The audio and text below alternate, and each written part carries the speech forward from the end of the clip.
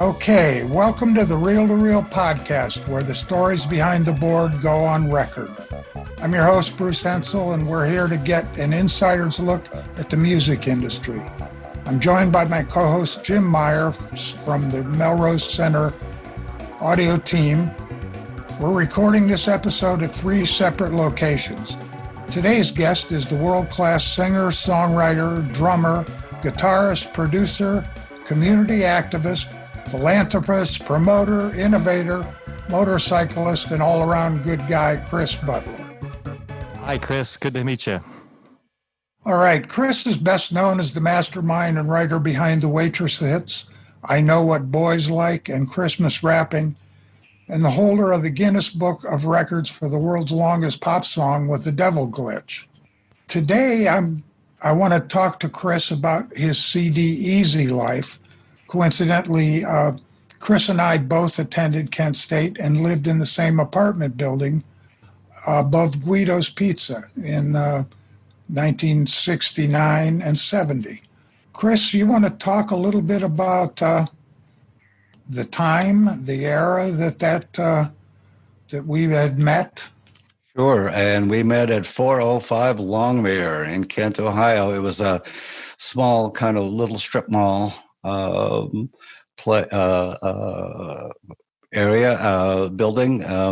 It had Guido's Pizza and Deho Electric, and there were 4 apartment buildings. And apartment number 1 was Jerry Casale, aka Jerry Devo, and Robert Lewis. Apartment number 2 was myself and my girlfriend. Apartment number 3 was you and Joe Walsh, I believe, for a while. And apartment number 4 was Terry Hind and John Zabrucki.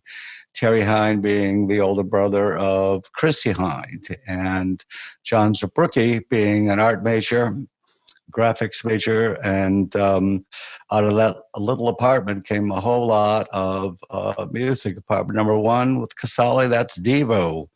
Apartment number 1, well, everything you've listed before. Apartment number 3, Joe Walsh, and you, Bruce, who went on to be a world-class engineer at Criteria and working on Hotel California and a bunch of other credits, too numerous to mention. Apartment number 4, Terry Hind, still playing saxophone, reeds in the Numbers Band. And Numbers Band being another link between us all. This incredible gift of an original music, blues, jazz, something band that is now in Northeastern Ohio. That's in its 50th year.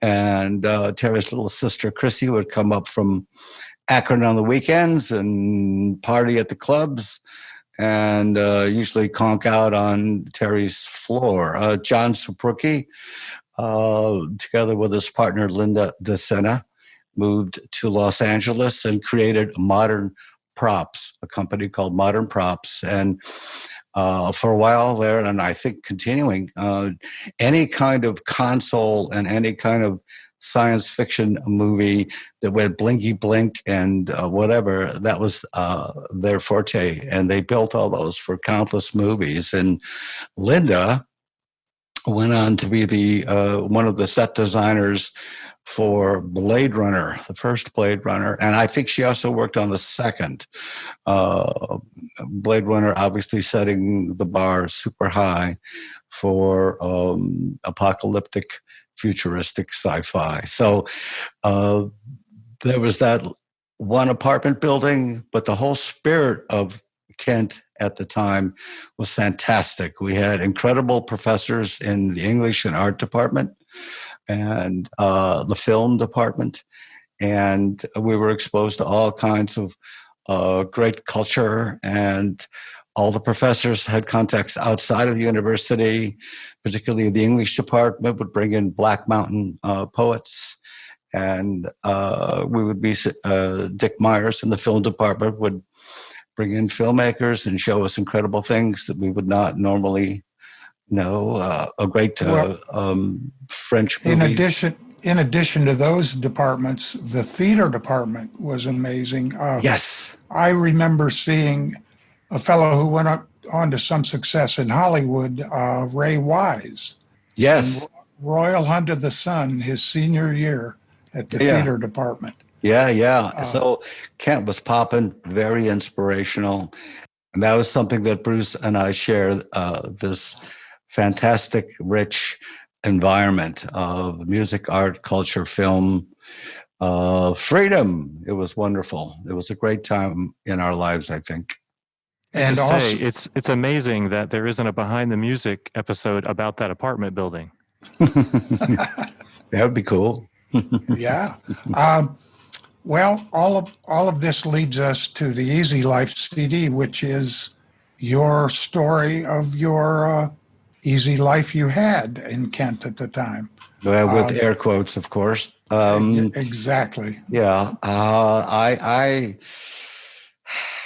I really wanted to write something that captured that fantastic spirit. And so over the years, I would write a song and, gee, that's potentially for a Kent State project, and kind of either, park it and I'll get to it later. And eventually I had enough that had some kind of narrative flow, or I was able to impose a narrative flow on it. And so I kind of made this into a audio play, maybe, with narration, linking the songs together, where the songs capture some element, more or less, of what it was like being an artsy-fartsy student at this wonderful time.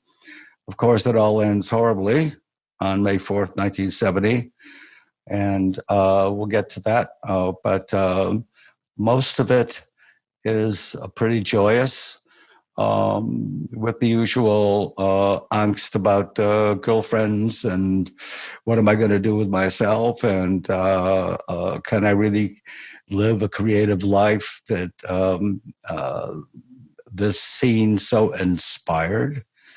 And I just put the whole thing together, and with the help from a lot of people, let's be clear about that. I released it in 2014 for the 45th anniversary of the May 4th murders, and it's kind of stayed in my catalog. And I even got to perform it live once, which I'd like to do again. I was hoping to do it for the 50th anniversary this year, but everything, of course, got screwed up by COVID-19. So we'll shoot for 2021. Well, let's take a listen to the title track, Easy Life. I can stay here in Kent, Ohio forever. I love my classes. I've got smart, creative, passionate friends. I'm living off campus. I have my life down to one electrical plug. I'm on food stamps. I'm acting in a play, and I'm in a band.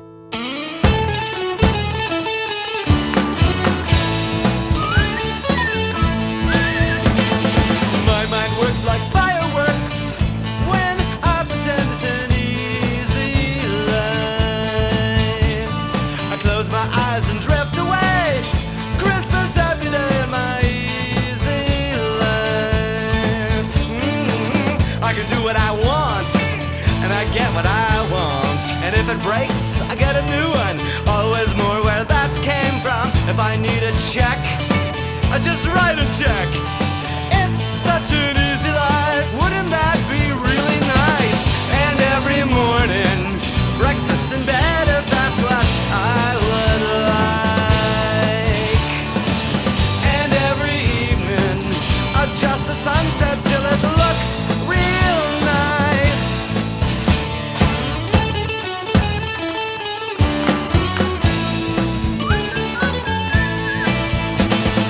First thing that I'll do is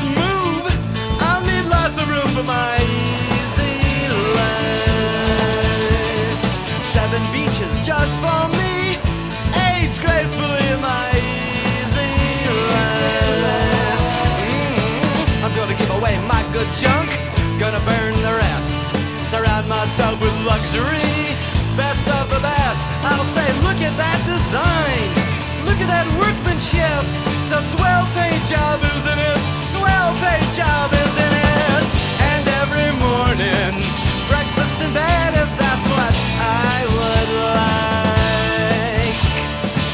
And every evening, adjust the sunset till it looks real nice. Anything, I won't just ask. Everything's got taste and class. Everything's in harmony. Perfect rhyming, feeling truly holy.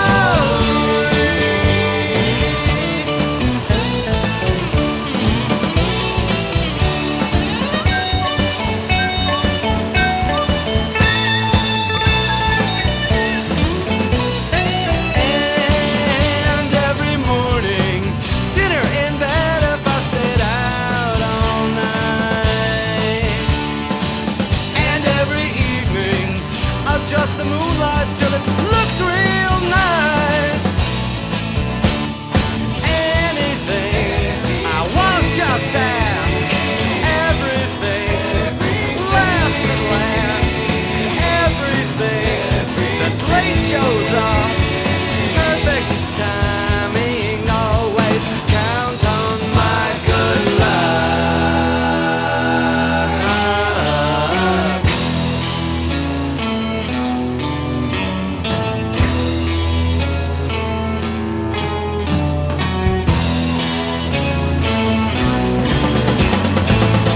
What did I do to deserve this? What did I do to deserve such an easy life? What did I do to deserve this? What did I do to deserve such an easy life? What did I do to deserve this? What did I do to deserve such an easy life? What did I do to deserve this? What did I do to deserve such an easy life? What did I do to deserve this? What did I do to deserve such an easy life? What did I do to deserve this? What did I do to deserve such an easy life? What did I do? What did I do to deserve this? What did I do to deserve? All right, that was the title track of Chris Butler's Easy Life. And we're back here with Chris and Melrose Center's Jim Myers. Hey. Jim, you got any questions for Chris? Well, Chris, I'm of the age where I first came upon the Waitresses because of MTV in the early '80s and in my high school time, and it immediately made an impact on me. It just kind of it felt like there was like something to the rhythm of I know what boys like. That was like a little bit intentionally like a little jig that kind of hooked me. And Patty Donahue's very like sort of intentional, casual approach to delivering vocals just kind of stuck with me. And so that was my introduction to your work. And of course, with Christmas rapping that followed that, I'm fascinated with the story of how you sort of came to work with Patty, and I understand that there was this sort of a bar challenge that happened where you kind of were introduced to her willingness to take on the reins of vocalist. Well, that's thank you for asking. I was playing bass in the Numbers Band, this amazing inspirational improvisational combo that's still going strong, as I mentioned. And the drummer was dating this girl about town, Patty Donahue, who I casually knew. I eventually got fired from the Numbers Band for skipping a rehearsal to get a photograph taken for quote unquote this imaginary band, the Waitresses, which for some crazy reason we found ourselves being included on a Stiff Records compilation. Stiff had come to Akron to to a Woo Devo, and they got stuck in a snowstorm 78, 77, maybe, something like that. Really, really brutal snowstorm. And they said, well, we're stuck here. Let's see what else is going on. And Liam Sternberg, my friend at the time and co-writer and co-conspirator, glommed onto David Robinson from Stiff. And we played him, we being all the bands we could grab. One evening played a whole bunch of songs, and Boys Like was one of them. And David said, there's enough here to make a record. Now, what I played for him was my vocal, just as a scratch vocal. Now, Patty, now we're going to take you back to Kent. Water Street was the main party bar music strip in Kent, and the lunchtime hangout was a bar called Orville's or Walter's or Seaford's. I'm not sure what it was at that time. And I had the scratch vocal on this track.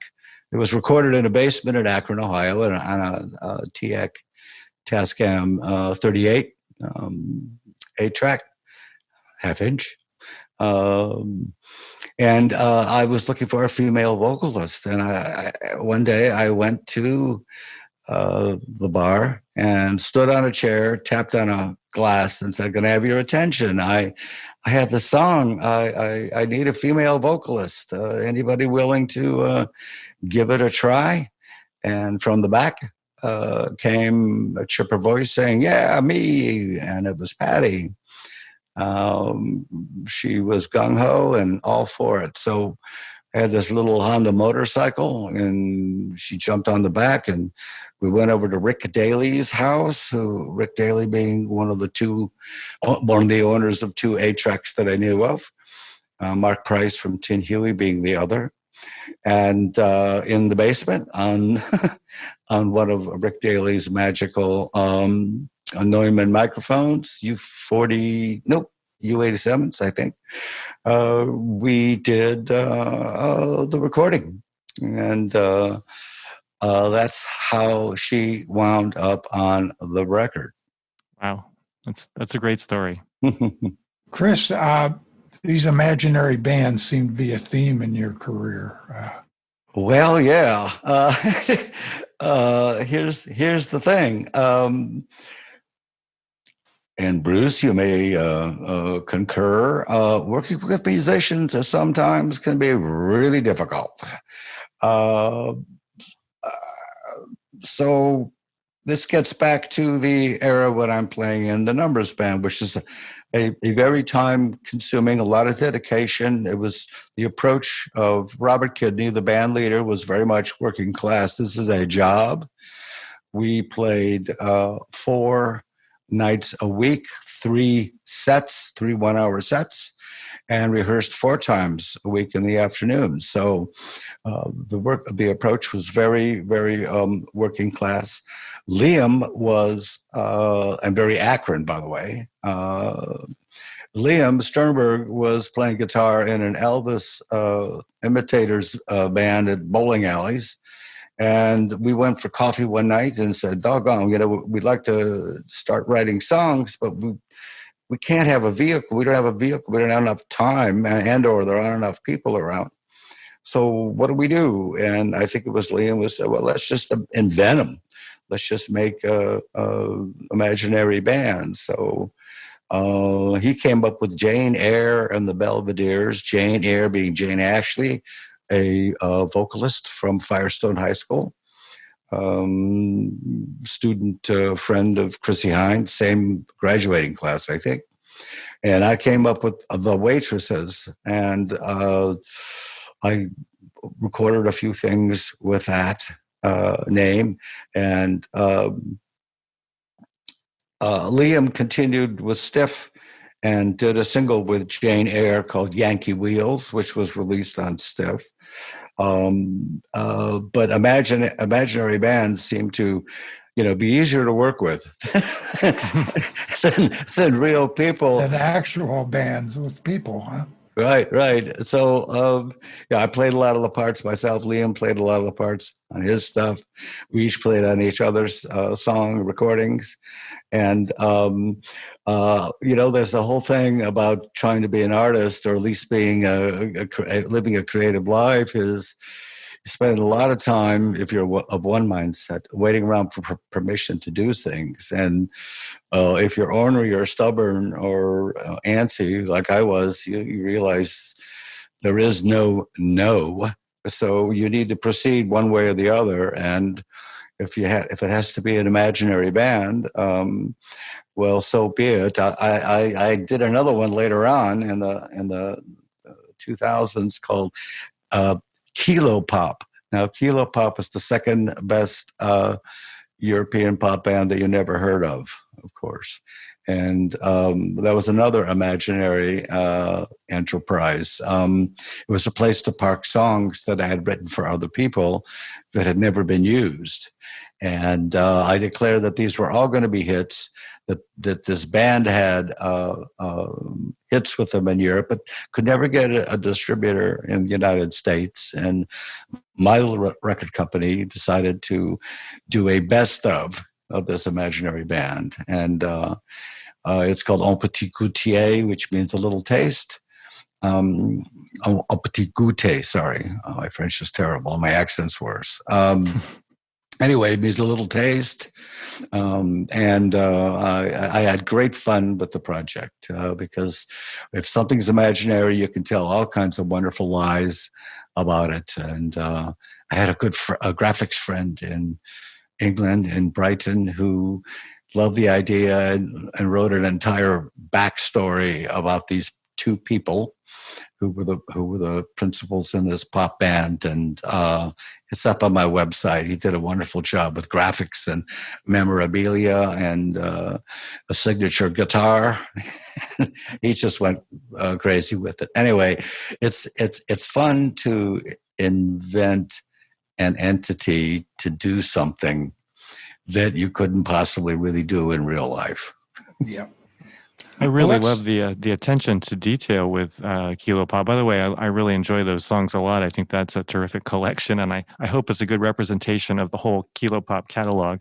They continue to do work. You never know. Yeah.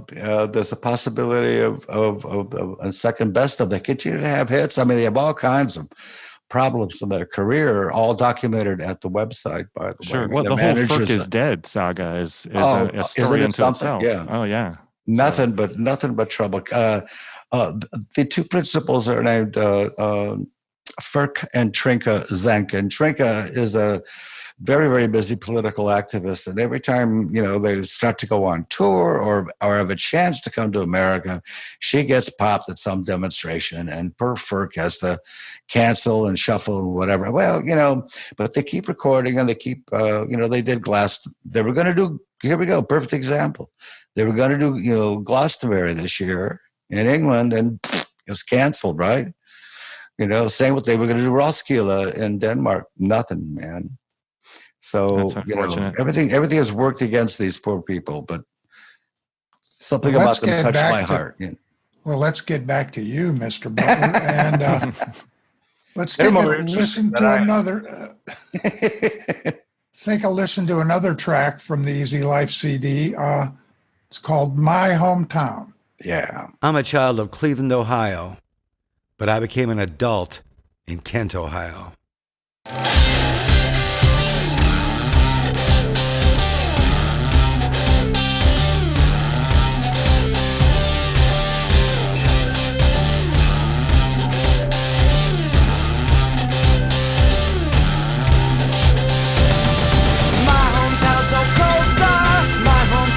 What you are's alright with me.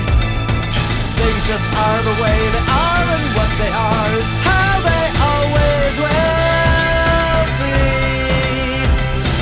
Main Street grits, golden cinder, life never tastes like gravel. There's no wrong way to do it.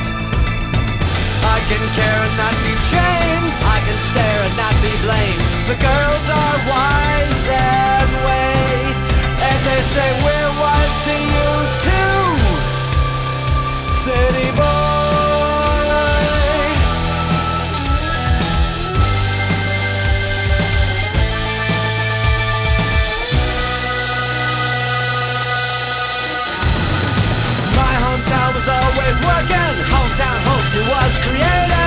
get out of here. Hometown tried to move away, and hometown tried to cheat his fate.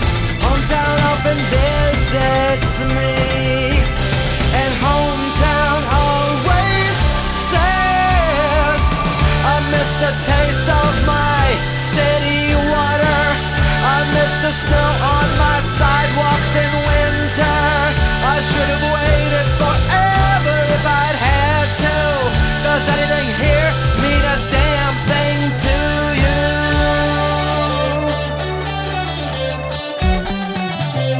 And I say,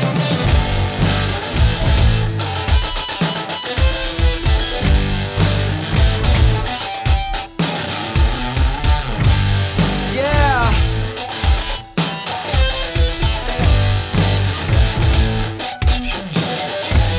Over there's the Sparkle Market. There's a house nicknamed Rock City for a good $2 haircut. Try the shop in the Wishbone Alley. I drink my beer at Cafe Strays or the Blues Bar if it rains. I'm the tallest building in my old town. There's lots of room to be strange.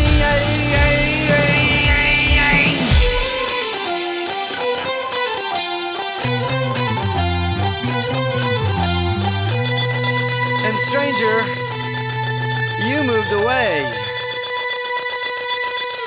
This is my hometown now, and I don't have to get along with you. But you have to get along with me.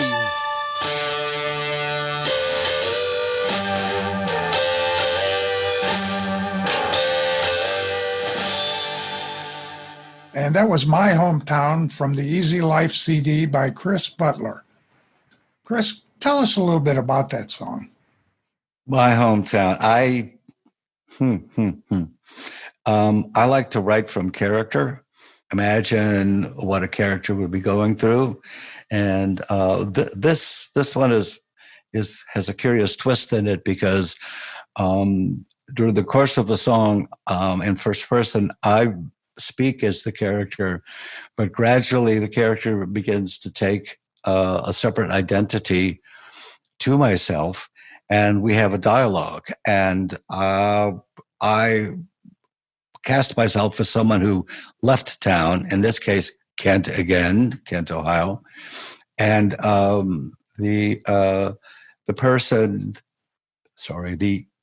entity that is emerged out of the song challenges me to say, hey man, you can't come back here. This is my hometown now. And I, in my defense, point out various landmarks and scenes in Kent that I fondly remember. And, there's the Sparkle Market. There's a house nicknamed Rock City. Rock City was this wonderful rooming house that I lived in with a bunch of characters, including Tom Chris, the original bass player for the James Gang. I even made a short film about Rock City. And this is about a Halloween party that we had one year. And so I name checked these places. And the character that has split off of me, the name of the character being My Hometown, basically tells me, hey, you blew it, man. You left town. You can't come back here anymore. That you can't go home again kind of thing. So that structurally is really, really interesting. That was done. That was one of the first MIDI things I tried to do.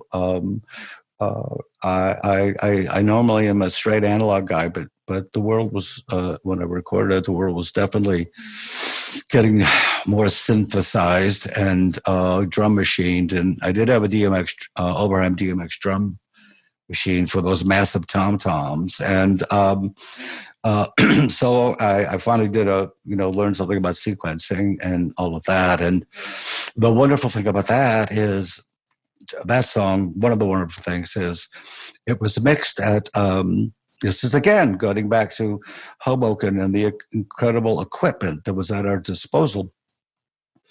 There was a local engineer named John Sickett, who maybe you should Google for his incredible track record. Well, he was a part of a syndicate that bought very arcane, esoteric English mixing consoles. And there's a company called Helios that I believe came out of the workshop for Olympic, maybe.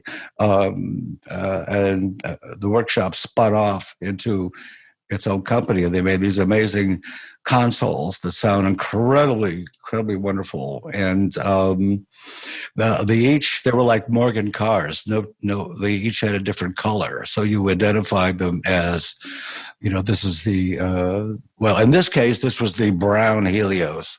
The brown Helios was this enormous U-shaped console with, I think, 36 inputs, and it was just huge. It had built-in compressors, and it was a monster. And it was at another recording studio in Hoboken called Mutiny Zoo, which was run by a music group called Sweet Lizard Il Tet. It was more of a commune situation, and I got to mix my hometown on that glorious Helios console. But the song, yeah, it's pretty powerful, I think. And I always wanted to do it live with, bring as many floor toms as I could and have the audience, do that jungle Nairobi trio thump, as a participatory thing. Thanks for asking and picking out that song specifically. I think it's one of the more interesting compositions, if I can use that word, on the record. Indeed it is. I want to jump to a little more current event, the Akron Music Awards. I was pleasantly surprised when I saw you announce what you were attempting to accomplish with that. And why don't you let us know a little bit about your entire concept for that? Sure. Well, even back in Canada, I was real rah-rah about local music. And always been a booster and always had a chip on my shoulder about, when I read in whatever the Village Voice or NME about these scenes. And I always got cranky and said, what about us? What about us? Well, I live in Akron now, and this is after going back and forth from New York and Hoboken for decades. I live in Akron, and there's a wonderful, wonderful music scene here. This is a tired, beat-up old town, but the amount of creativity is as good as any large metropolis. You name it, whether it's art, music, whatever, film, there's plenty going on here. And once again, I thought, hey, we have Black Keys, we have Devo, we have Chrissy Hine, we have from Kent, if you include Kent, we had Dink, we had bands coming out of here, all the way reaching back to Ruby and the Romantics in the 60s. Maybe what's and there is a kind of sound. Well, I don't know if there's a sound here so much as a spirit of very much DIY, hardworking. I think it's more of an odor than it's an odor. It's an odor, absolutely. Yeah, when we were living in Kent, Bruce, if the wind was in the right direction, you could smell Akron. Yeah, the rubber tires, rubber factories. Well, I just thought, doggone, maybe we need to unify and self-identify and give ourselves I hate the word, but I guess it fits, brand, that something's going on here again, because it's always been going on here, but let's make a little noise about it. And I thought, boy, how about wrapping it all up in and awards. And I was very, very, very much following a pattern set by a foundation in Cleveland called the Panza Foundation. Now what they do, and they've been doing it for 5 to 6 years now. John Panza loves rock and roll, loves band culture, music culture. And they will pick 4 bands, and they would kind of baby them for a year. And by baby, I mean they would help with contacts, booking, legal stuff. If they need some equipment, they would do some funding. They would arrange for discounts at recording studios or discounts for pressing. They kind of adopt them for a year. And I thought this is a brilliant model. I got to meet John a couple times, and they just had it so worked out, top to bottom, left to right. And I asked him, I'd like to do something like that here in Akron. And he kind of guided me. It's very much in the beginning stages. It started in March, pre-COVID, of course. I'm trying to keep going in behind the scenes by talking with bands. Hey, anything I can do to help? Here's a T-shirt guy who can give a discount, whatever. So it's ongoing, but obviously since there's no live music, it's a little difficult to really make to really quote unquote help out. But it continues, and I'm going to continue with it. I'm not a 501c3 yet, but I'm working on it. What I have been doing is finding people who are interested and supportive and are willing to donate, and I would connect them with a band or like the Akron Sound Museum or something that needs a little dough or help with finding a space or rehearsal space or whatever. So the individual people can help out with an individual problem. And if there's a donation involved, they get the tax write-off. So it's still a baby project. There are other groups doing similar things, but maybe on a broader scope, with including more different kinds of art forms. But I'm in contact with them, and we're beginning to work out some way of helping each other or working together on this. So I'm going to keep going with it. It's very much a beginning thing. I have to give kudos to my girlfriend Beth Becker for literally this idea came from nothing. In 3 weeks, we were putting on a show, and we needed graphics, and she's a great graphics artist, and she pulled all this incredible stuff together. That logo's killer. Yeah, and we had awards built by a very good friend, Thomas Sullivan, who is he's a story on his own. But one of the many things he could do is quirky, eccentric metal sculptures from scrap parts, and he very quickly put together these 3 amazing awards. And hey, kids, we put on a show, and it was a fantastic evening. And so the Little Rascals. The Little Rascal spirit lives in Akron. Yeah, you bet. Little Rascal spirit lives on. That's put on a show. Well, that's real important to me right now. Thank you. Yeah. Well, and just the way you found to give back, I think is really admirable. Let's take a listen to another track from the CD, one that I was personally involved in, Fortunate Son. Epilogue. When Kent State University closed after the shootings, all the students got incompletes for their grades that quarter. This meant that the men who had student draft deferments, called a 2S, did not meet the required number of credits to keep this deferment. We all became 1A, draftable, and unless we had a medical or family hardship deferment, we could be dragged into the Vietnam conflict at a moment's notice.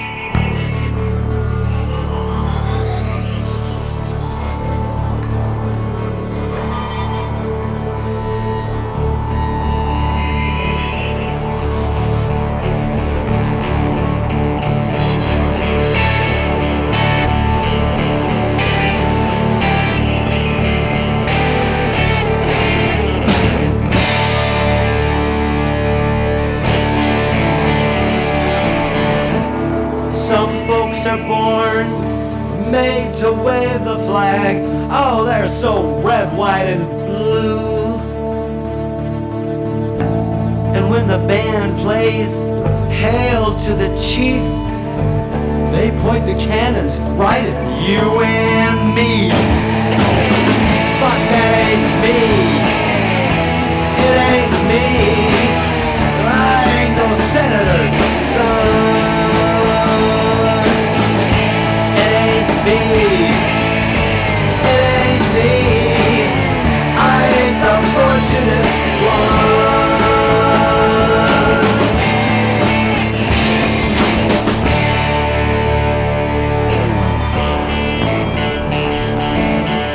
Some folks are born silver spoon in hand. Why don't they just help themselves? But when the tax man comes to the door, the house looks like a rummage sale. Why is that? 'Cause that ain't me. It ain't me. I ain't no millionaire son. It ain't me. It ain't me. I ain't the fortunate one.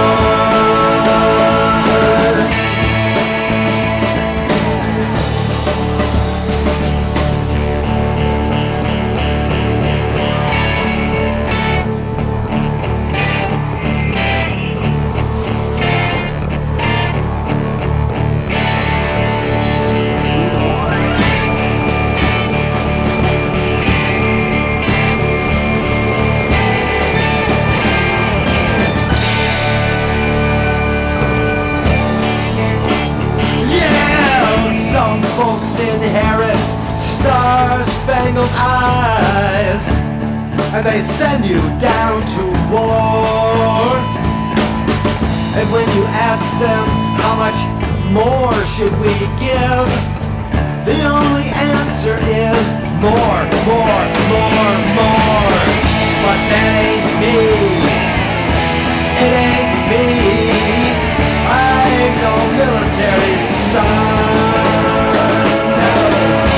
It ain't me. I ain't the fortunate one. It ain't me. It ain't me. I ain't no military son. It ain't me. It ain't me. I ain't the fortunate son.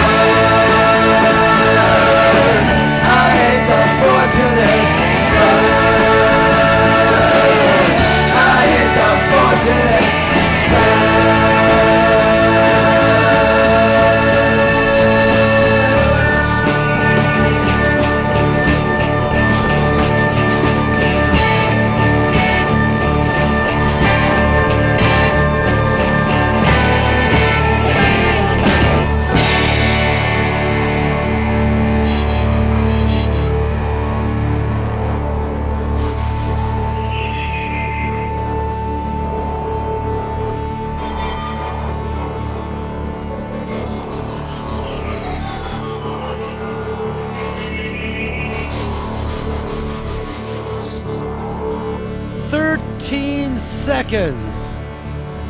On one side, youth, hope, promise.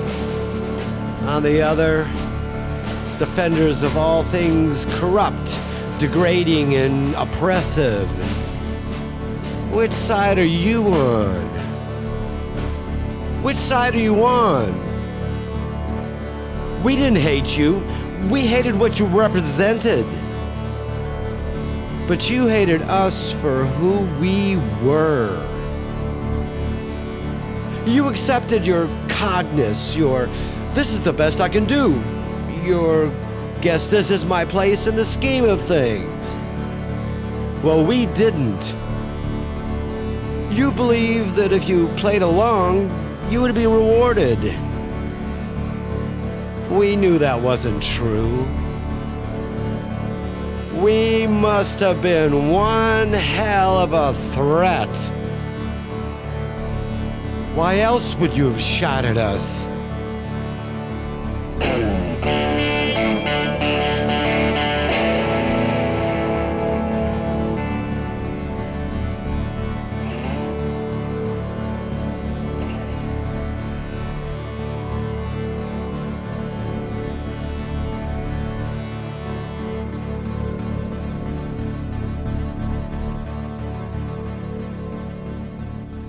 Well, there you go. Fortunate Son.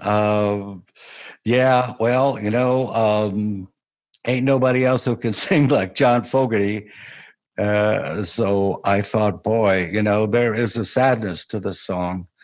And since my CD ends with the murders at Kent State, I thought if I was going to do a cover, this would be it, but I couldn't do it as a raucous, defiant one like he did. I decided to do it as a melancholy, wistful plaint.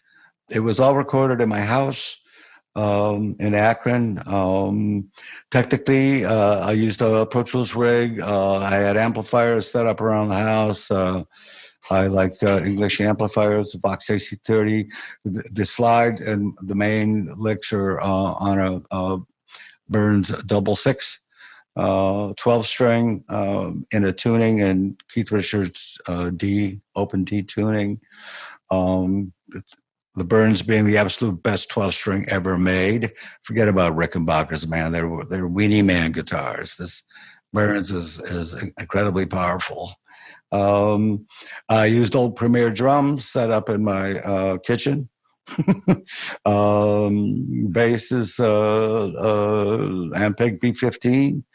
But the signature thing about the song are the drones, and the drones are put together by a very good friend named Nick Berezanski, in Glen Ridge, New Jersey, who is a fantastic sound manipulator and really, really into bending audio tracks with various analog and digital programming. And he set up a whole,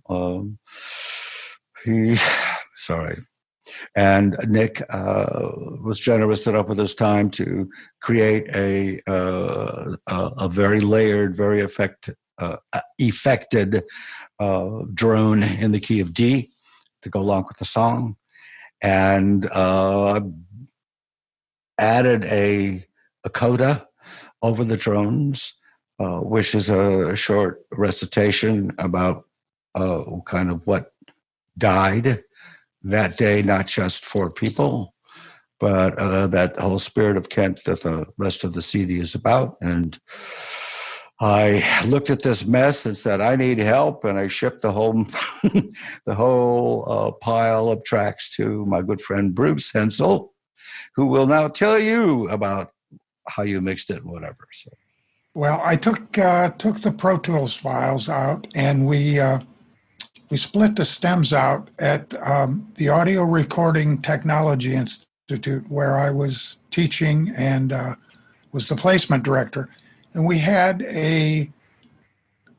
several consoles of pedigree, and one of them was an SSL 4000 that had belonged to Pink Floyd in their Britannia Row studios. So I broke the Pro Tools stems out through that console and mixed it, used some outboard reverb, and then recorded the entire thing on a Studer 850 2-track. So we got some punch out of it. Yeah. Thank you, Bruce. Thank you again. Yes, I often get to the point where when it comes, I love creating stuff, but mixing, I guess I'm like Todd Rundgren, who's every record he ever made had to be remixed, by the way, because you could give a damn at that point. Yep. He did a good job with XTC's album, though, right? Didn't he produce XTC's? Yes, he did, but that's a whole nother discussion. Yeah. I think it took 20, 30 years for Andy Partridge to finally say, in fact, I just had this argument I just had this argument on my site today. Andy finally maybe grudgingly said that, a lot of what Todd suggested that I fought tooth and nail turned out to be right. So, yes, it was their biggest selling album and all that, but sure, yeah. And as a rabid XTC fan, I cannot forgive Todd Rundgren. I just can't. There's several people that feel that way for various reasons. Yeah. I have a personal issue with Todd Rundgren. That's another story. But do you have any more questions for Chris, Jim? I was just going to ask if you wanted to touch on your work producing for other people at all. The work that I know, just kind of looking at some of the notes that I could find, I see that you not only produced but played with Freddie Johnston, and also Joan Osborne. Yeah. Okay. Once again, Hoboken, just incredible scene. Great studios. I did a lot of things at a studio called Water Music, as opposed to the Waterfront, which was the Lenny Kravitz place that I referred to earlier. Water Music is also where I met John Sickett, which really that's a callback from an earlier anecdote. Freddie showed up from Lawrence, Kansas with a pile of songs, an acoustic guitar, and got a deal with our local record company called Bar None. And they're still, Bar None, you might know, They Might Be Giants. All right. And that incredible record with the found tape of the school choir. Was that late 90s, maybe? The school choir, where a Desperado, kind of became a meme internet hit. Anyway, Freddie showed up with a bunch of songs, and I'm grateful for Glenn Morrow to trust me with some production. The engineer was my great good friend, James McMillan. And our quote problem, was that Freddie Johnson had about 50 songs in every genre you could imagine. So from a production standpoint, what the hell do you do? Do you make a gospel record? Do you make a rock and roll record? Do you make a punkish record? Do you make a acoustic song? I mean, this guy had so many songs, and they were all gold. So the discussion with Glenn at the record company, I said, why don't you make a sampler of what this guy can do? This is his first album. Make a sampler, and hit all those genres. And for record 2, he'll decide where the hell he wants to go. So that's what we did. We did a variety of things, kind of in an old style record where the British bands would do something funny, something folky, something hard, rockish, something popish. Basically, it was a Freddie Johnston sampler, and it did okay. And then he did his second record that was more homogeneous in terms of the sound, and that really took off for him. And he had a bunch of popular tunes on that. Joan Osborne was another person that Glenn Morrow, who's a pretty damn good talent spotter, that's for sure. But Joan was very popular in New York as an R&B singer and soul sister, and had pipes from here to tomorrow. Man, could she sing? And she wanted to do an EP that was similar, where demonstrated a bunch of, she could go a lot of different ways. She could do soul, she could do blues, she could do gospel. So we made a sampler, 4, 5, 6 songs, I think. It's been a while. And we included a cover of Her Eyes Are Blue Million Miles by Captain Beefheart.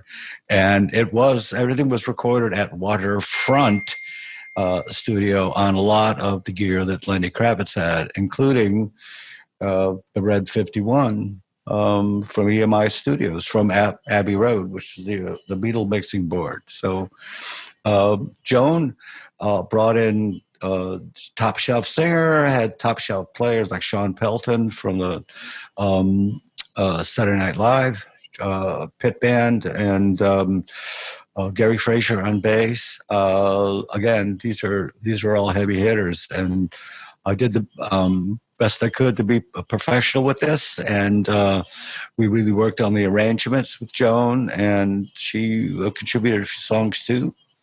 And that was a real wonderful, both of these were really wonderful projects to kind of cut my production teeth on. And just in general, in terms of producing, it's funny that these were two pleasurable things, because I really found it to be a terrible job. I don't like being between a band and a record company, because the record company has certain expectations and the band has certain needs and expectations as well, and they're usually counterproductive. I mean, you're hired by the record company. You're not hired by the band. The record company wants hits, right? The record company wants something to sell, but the band wants to have their most creative aspects brought to the fore. And so there's a built-in troubling contradiction there. And I didn't find it a comfortable thing. I really liked the work. I'm very inspired by what people do, and I love working in a studio and coming up with something to bend the equipment a way that maybe it wasn't meant or designed to do. I like funny noises. I like to push every meter into the red, or violate something from that the manual says don't do. I mean, I had fun when I did it, but eventually I decided to just work with the most cranky, opinionated diva I could find, which was me. Right. I mean, if you're going to put up with it, you might as well put up with yourself. Well, I don't really have much I want to go over. How about you, Jim? No, I'm good. I really appreciate your time, Chris. This has been fantastic, and just hearing firsthand from both of you about the richness of the Akron music scene. And I mean, and that's not even touching on, other acts like Robert Pollard is Akron too, right? And the Breeders. Well, Columbus. Okay. But still Ohio, Dayton. Actually, close, right? Dayton, right. Yeah. Sorry. But the James Gang, the Glass Harp. Glass Harp, right. It went way back into the 60s. The OJs are from Canton, Ohio. Yep. Lloyd Price was from Akron. A lot of R&B. Thank you for joining us on the Reel to Reel podcast from the Melrose Center. I'm your host, Bruce Hensal, joined by my co-host, Jim Myers, and would like to thank our guest, Chris Butler. Thank you, Chris. Thank you, Bruce, and thank you, Jim. Thank you so much. And thank you, listeners. Thank you very much. You can find Chris's Easy Life CD and all his other projects on futurefossilmusic.com. We have so much more in store coming up on future episodes. Make sure to like and subscribe on YouTube and follow us on your favorite podcasting app. Join us next month for another episode with another exclusive look at life behind the board in the music industry.